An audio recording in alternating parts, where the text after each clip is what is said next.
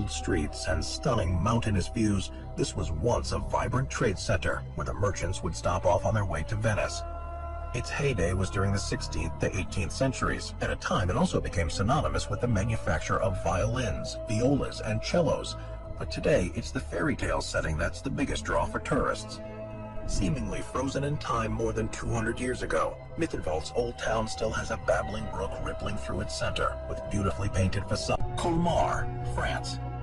Another French town that's famous for its wine and its picturesque architecture is Colmar, which is in northeastern France. First mentioned as being a town as long ago as the year 884, it's undergone a series of changes in the time since, after being ruled by the French, the Germans, and for a time the Swedish military, and it was able to avoid much destruction during the French revolutions and the World Wars. This means it's now a gloriously preserved medieval village, particularly in the Old Town, with countless structures that were first built between the 13th and 18th centuries. There are a number of different architectural styles on display here, along with 19th century fountains, various statues, and other monuments.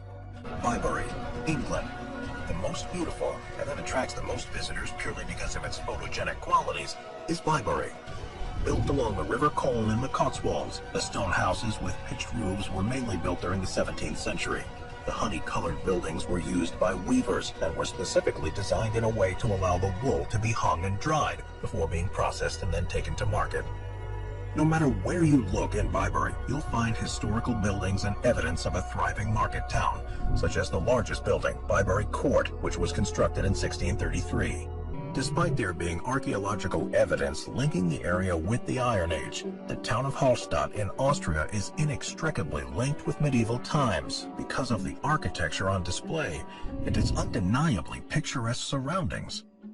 It's in the Gmunden district of the country, with the steep slopes of the Dachstein mountain massif to one side and the shores of Lake Hallstatt to the other.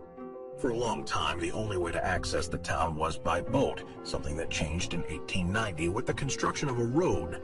But the residents held firmly onto the notion that the character of the place wouldn't be affected by the influx of new people.